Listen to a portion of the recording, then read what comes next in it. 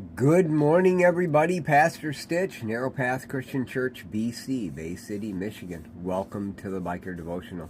It is Friday morning, July 21st, 2023, and we are going to look at Proverbs 21. Yes.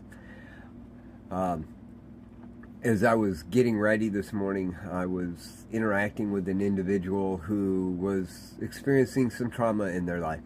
And some things happened overnight. They were frustrated with the environment they were emotionally connected to. And they couldn't see outside of it because of, well, how close they were to it. And it happens to all of us, doesn't it? Where we get so connected into an environment, we're able to quarterback the situation because we're frustrated with an outcome because we were worried or we were stressed or we were struggling. And so often we do that, don't we? We find ourselves in a place where we know what should have been done, and yet we're so disconnected from it, we have no idea in the moment what was really going on. Yes, things probably were done wrong to get to the point where a decision had to be made. But when the decision had to be made, they probably made the right decision for what was in front of them. And we get frustrated. One of the first things I always ask people is, especially like in a medical environment where a care worker is taking care of a loved one of ours and we're dealing with it. And I have to remind myself of this because I've done it wrong thousands of times. How much time did you actually spend praying for the people that would care for your loved one? Because they need that support so they can do all the right things, right? And it's so difficult to do. Because I'm praying for my loved one, not the person caring for my loved one. And the caretaker is the one that needs as much prayer as the loved one needs. The prayer for the loved one is for the healing. The prayer for the caretaker is to do all the rest of the stuff right. Both are critical, aren't they? So this morning in reading in Proverbs 21, I read this in verse 29. A wicked man puts on a bold face, but the upright man considers his way. Someone who is in the moment and so stuck on this is the way it should have been done. Solomon calls that person a wicked man.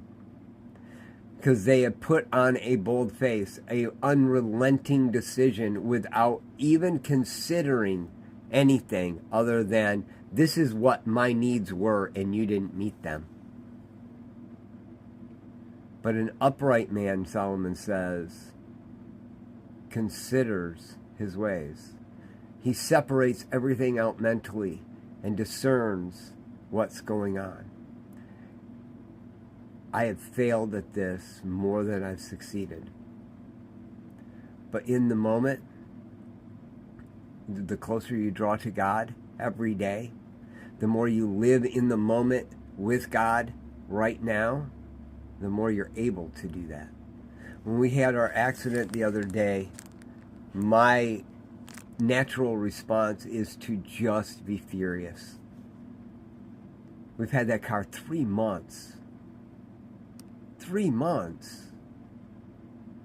And clearly the person wasn't paying attention that caused the accident. But I've been practicing trying to live in the moment.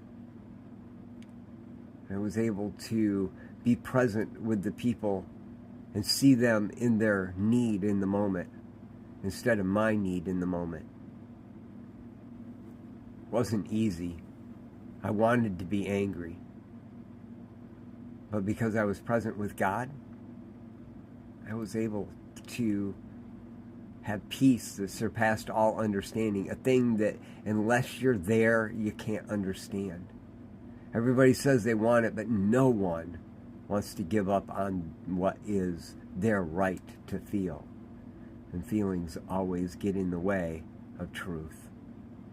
So my challenge for you today is, are you going to be the wicked man who is unrelenting and unwilling to consider anything other than what you think is right?